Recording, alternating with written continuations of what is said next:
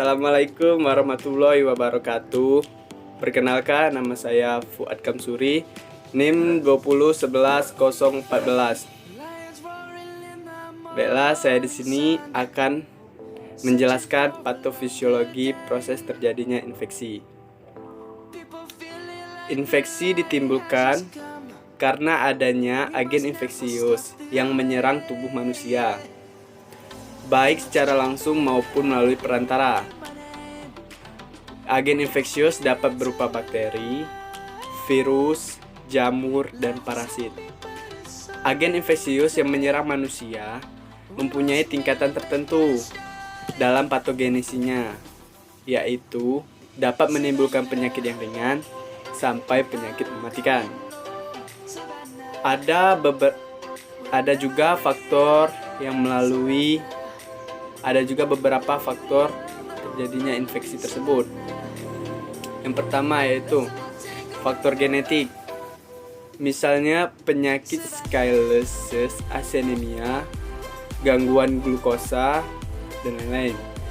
Yang kedua adalah faktor umum. Misalnya usia lanjut memiliki resiko untuk terkena karsinom dan lain-lain. Yang ketiga, jenis kelamin. Penyakit contohnya penyakit kelenjar gondok, kolesistisis, diabetes mellitus, dan penyakit jantung serta hipertensi. Yang keempat, dengan keadaan fisiologi seperti kehamilan dan persalinan memudahkan terjadinya penyakit seperti keracunan kehamilan, anemia, dan psikosis pasca partum. Yang kelima, kekebalan. Orang-orang yang tidak memiliki kekebalan terhadap suatu penyakit akan mudah terserang penyakit tersebut. Dan selanjutnya yang keenam, penyakit yang diderita sebelumnya. Misalnya, contohnya ya, rheumatoid arthritis yang mudah kambuh. Itu bisa. Yang ketujuh, sifat-sifat manusia. Kebersihan perorangan yang jelek akan mudah terserang penyakit infeksi. Yang selanjutnya, penyebaran penyakit infeksi, yaitu ada dua dalam bentuk penyebarannya. Yang pertama, transmisi secara langsung. Penularan langsung oleh mikroba patogen ke pintu masuk yang sesuai penjamu. Sebagai contoh adalah adanya sentuhan, adanya gigitan, ciuman, atau adanya droplet melalui saat bersin atau batuk, berbicara, atau saat transfusi darah dengan darah yang terkontaminasi mikroba atau patogen.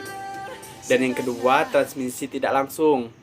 Penularan mikroba patogen yang memerlukan media perantara, baik berupa barang atau bahan, air, udara, makanan, atau minuman. Dan selanjutnya adalah berbagai penyakit infeksi yang kita dapati di rumah sakit. Yang pertama yaitu tuberkulosis. Adanya penyakit ini, agen penyakit ini adalah Mycobacterium tuberculosis.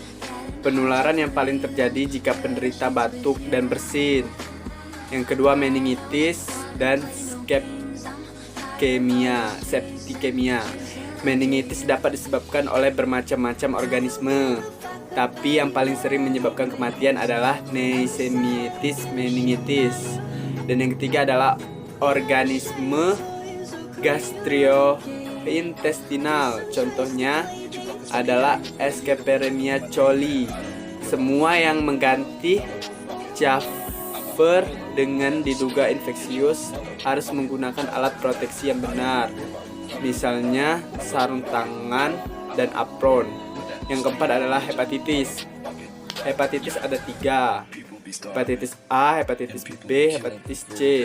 Sedangkan hepatitis B lebih sering angka kejadiannya dari yang lain. Penularannya dapat secara vertikal maupun horizontal. Jika vertikal, maka cara penularannya dari ibu ke bayi yang ditularkan saat persalinan.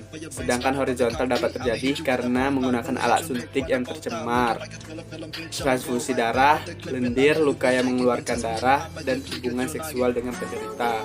Yang kelima yaitu HIV, kurang menular dibanding hepatitis B, dan resiko terkena dari kadaver yang terinfeksi lebih jarang. Sekian, saya ucapkan terima kasih.